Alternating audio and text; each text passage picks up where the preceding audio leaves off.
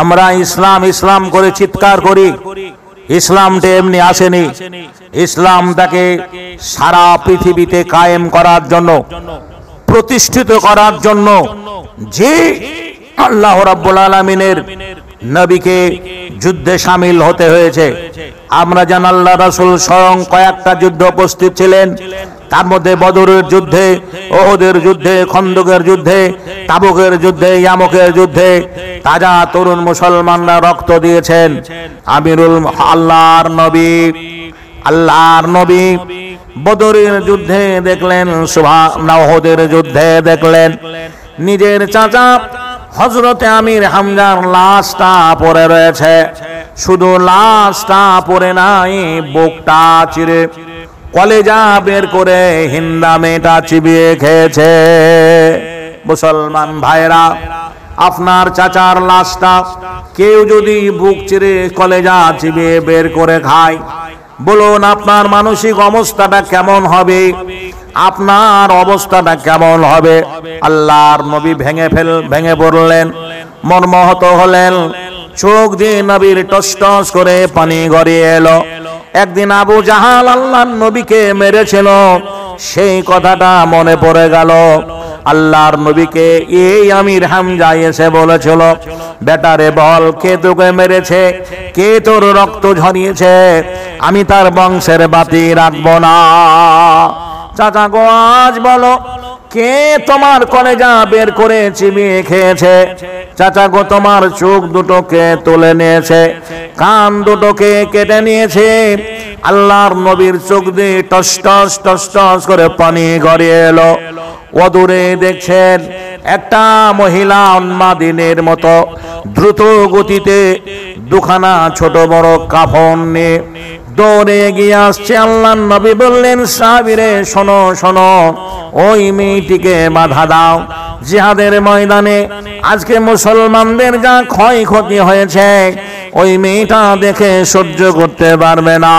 হযরতে জুবায়ের বলে একজন সাহাবী দ্রুত গতিতে পথ অবরোধ করে রয়েছেন। কাছাকাছি মহিলাটা এসে গেল। আল্লাহর নবীর সাহাবী জুবায়ের বলছেন, মা, জিহাদের ময়দানে তোমার ভাই শহীদ হয়ে গেছে। শুধু শহীদ হয়ে যায়নি গো মা, তোমার ভাইয়ের বুক চিরে কলেজা বের করে খেয়েছে, চোখ দুটো তুলে নেওয়া হয়েছে, হাত পা কেটে নেওয়া হয়েছে। তুমি দেখে সহ্য করতে পারবে না। আল্লাহর নবী তোমাকে যেতে নিষেধ করেছে। বললে, না, আমাকে তুই বাধা দিস নে। কিতাবটির নাম হেকায়েতে সাহাবী। আগে উর্দু ভাষায় লেখা ছিল, প্রথম উর্দু ভাষায় বইটা প্রকাশ পেয়েছিল। আমরা বাংলা ভাষী মানুষ, আজও বইটা বাংলায় রয়েছে। বইটার নাম হেকায়েতে সাহাবা। সাহাবাদের করুণ ইতিহাস লেখা রয়েছে। ওই মহিলাটা অন্য কেউ নয়। মহিলাটা কে জানেন? ওই মহিলা হচ্ছে হযরতে আমির হামজার বোন, যার নাম সাফিনা। বললেন, মা, তোমাকে যেতে দেওয়া হবে না। ছেলে ও মায়ের সঙ্গে বিবাদ চলছে। দুটো হাত দিয়ে সন্তানকে রাস্তা থেকে সরিয়ে মহিলাটা আল্লাহর নবীর কাছে এলেন। সালাম জানিয়ে দুখানা কাপড় আল্লাহর নবীর হাতে ধরিয়ে দিয়ে বললেন, ও আল্লাহর নবী, জানি আমার ভাই শহীদ হয়ে গেছে, ইন্নাল্লাহা মা সাবিরিন, এতে আমার কোনো দুঃখ নেই। আমি দুখানা কাপড় এনেছি, এই দুখানা কাপড় থেকে একখানা কাপড় দিয়ে আমার ভাইটার যেন দাফন করা হয়। আল্লাহর নবী কাপড় দুখানা খুলে দেখলেন, দুটো কাপড় সমান মাপের ছিল না। একটা ছিল ছোট আর একটা ছিল বড়। আপনার আমার নেতা হলে পরে বড় কাফনখানা, আল্লাহর নবী সাহাবী কি বলছেন, আপনার আমার নেতা হলে পরে বড় কাফনখানা নিজের লোককে দিয়ে দিতেন। এটাই বাস্তব, এটাই হয়ে থাকে। বানবাসী মানুষের জন্য ত্রাণ বিক্রি হবে, বাছাই করে করে লোকগুলোকে দেয়। যে লোকটা নিজের ফেভারের লোক, দরের লোক, পার্টির লোক, তাকে মালমাত্তা বেশি করে দেয়। বর্ষার করে ঘরে বৃষ্টিতে ভেজে মরে, বাড়ি করার সাধ্য তার নেই। জিন্দা বসন এসছে, তার দল করে না বলে তাকে দেওয়া হবে না, তাকে ভোট দেয় না বলে দেওয়া হবে না, মিটিং মিছিলে যায় না বলে তাকে দেওয়া হবে না, এক কথায় তার দলকে সমর্থন করে না বলে তাকে দেওয়া হবে না। মহানবী মুহাম্মদুর রাসূলুল্লাহ সাল্লাল্লাহু আলাইহি ওয়াসাল্লাম সারা পৃথিবীতে যত নেতা চলে গেছে, যত নেতার জন্ম হবে, সবার ঊর্ধ্বে আল্লাহর নবীর উপরে আর কোন নেতা আসবে না। নারায়ে তাকবীর। ভাইরা আমার, বন্ধুরে আমার, আল্লাহর নবী করলেন কি, সাহাবীদের বললেন, সাহাবীরে জি লটারি করা হোক, টস করা হোক, যার নামটা আগে উঠবে তাকেই বড় কাফনখানা দেওয়া হবে। লটারি করা হলো, হযরতে আমির হামজার নাম না এসে একজন আনসারী সাহাবীর নাম প্রথম নম্বরে এলো, তাকে বড় কাফনখানা দেওয়া হলো। তার ভাগ্যে বড় কাফনখানা চলে গেল।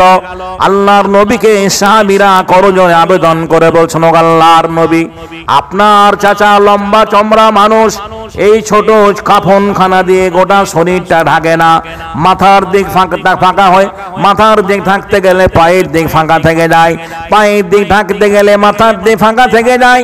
এমত অবস্থায় আমরা কি করব বলুন? আল্লাহর নবী কেঁদে ফেললেন, সাহাবীদের উদ্দেশ্যে বললেন, সাহাবীরে তোমরা আমার চাচা জানের মুখমণ্ডলটা উপরের দিকটা কাফনখানা দিয়ে ঢেকে দাও, পায়ের দিকে যে ফাঁকা অংশটা বাদ থেকে যাচ্ছে ওই ঘাসগুলো কেটে এনে তোমরা বিছিয়ে দিও। মুসলমান, ইসলামটা এমনি আসেনি। ইসলামকে দুনিয়াতে কায়েম করার জন্য যারা যুদ্ধের ময়দানে শহীদ হয়ে যাওয়ার পরেও পরনের কাফনখানা ঠিকভাবে জুটেনি, কবি নজরুল বহুদিন আগে মুসলমানদের সামনে রেখে বলেছিলেন, আল্লাহতে যার পূর্ণ ঈমান, কোথা সে মুসলমান, কোথা সে মুসলমান, যার দিন রবে কাঁদিত দুনিয়া জিন পর ইনসান, কোথা সে মুসলমান, স্ত্রী পুত্রে আল্লাহরে সপি জিহাদে নির্ভীক, হেসে কোরবানি দিত প্রাণ হায়, আজ তারা মাগে ভিক, কোথা সে আর পাল্লা ছাড়া ত্রিভুবনে ভয় করিত না যারা, আজাদ করিতে এসেছিল যারা বুকে লয়ে কোরআন, কোথা সে মুসলমান। ধারাবাহিক ভাবে সেই যুগের মুসলমানদের ইতিহাস আলোচনা করলে পরে আমরা শুধু নামকে অস্তে মুসলিম, নামকে অস্তে মুসলমান। জি বন্ধুরে আমার, কবি নজরুল বহুদিন আগে বলে গেছেন, ফল বয়েছ পাওনি রস, ওরে ফলের ঝুরি, লক্ষ বছর ঝরনায় ডুবে রস পাইনি তবু নুরি। আমরা বাংলার মানুষ, মালদা মুর্শিদাবাদে আমের জন্য বিখ্যাত। এদেশের ভালো ভালো দামি আমগুলো ঝুড়িতে প্যাকিং করে চালান হয়ে যায়। ঝুড়ি জালেরা এটা ন্যাংরা না, সাদলনা না, খিরসাবাতি না, মোহনভোগ। ঝুড়ি শেষে শহরের গরিব মানুষের জ্বালানি কাজে ব্যবহার হয়। আমরা ওই রকম কোরআনের মালিকানা করলাম, মসজিদের মালিকানা করলাম, নামাজ পড়লাম না। একটা মসজিদের চত্বরে 100 খান বাড়ি থাকা সত্ত্বেও আজান হয় মাইকে, 4টা মুসল্লি আছে। ফজরের রক্তে 2টা, কোনোদিন 1টা। যে এমন এমন মসজিদ আছে যেখানে আজান হয়, মুসল্লি শুধু ইমাম ছাড়া কেউ নামাজ পড়ে না। অথচ 1400 বছরের ইসলাম নামাজের তাগিদ দিয়েছেন, নামাজ পড়ার কথা বলেছেন। বন্ধুরে আমার, ভাইয়েরা আমার, আফসোস লাগে, দুঃখ লাগে, আমরা মুখে বলি ইসলামকে মানি, কিন্তু কাজে বাস্তবায়িত করতে পারিনি। আল্লাহর কাছে পরিশেষে দোয়া করি, আমরা যেন ইসলামকে জিন্দা রাখতে পারি। ইসলামকে জিন্দা রাখতে হলে আপনার ঈমানটাকে মজবুত করতে হবে, চাঙ্গা করতে হবে, অন্যায়ের প্রতিবাদ করতে হবে, অন্যায়ের বিরুদ্ধে লড়তে হবে, অন্যায়ের বিরুদ্ধে সংগ্রাম করতে হবে। বন্ধুরা আমার, ইসলাম ধর্মে মদ হারাম, জুয়া হারাম, তাস হারাম, জেনা হারাম, সমস্ত সুদ হারাম, সমস্ত কাজ থেকে আমাদের বিরত থাকতে হবে। আল্লাহর কাছে পরিশেষে দোয়া করি, টাইম নেই, পিছনে আজকের আন্তর্জাতিক খ্যাত সম্পন্ন বক্তা, যে বক্তা সম্রাট আপনাদের কাছে সুদূর বাংলাদেশ থেকে এসেছেন, উনি এখনই আমির হামজা জি আপনাদের সামনে বক্তব্য রাখবেন। অতএব আমি নগণ্য মানুষ, জি একটু পরেই আমাকে আবার আর একটা জায়গায় চলে যেতে হবে, আপনারা দোয়া করবেন। আমি একজন ধর্মান্তরিত মানুষ, আপনাদের দিনকে ভালোবেসে, আপনাদের ইসলামকে ভালোবেসে একদিন সর্বস্ব সবকিছু পরিত্যাগ করে আমি কালেমা পড়ে মুসলমান হয়েছি। আমি আপনাদের দিনী ভাই, আল্লাহর দুনিয়ায় যতদিন বেঁচে থাকবো আমি যেন দিনের খেদমত করে দিনের কথা বলে হক কথা বলে ইসলামের কি বলছেন দায়ী হয়ে দুনিয়া থেকে যেন ঈমানের সহিত যেতে পারি। ওয়া আখির দাওয়ানা আলহামদুলিল্লাহি রাব্বিল আলামিন। আসসালামু আলাইকুম ওয়া রাহমাতুল্লাহি ওয়া বারাকাতুহু।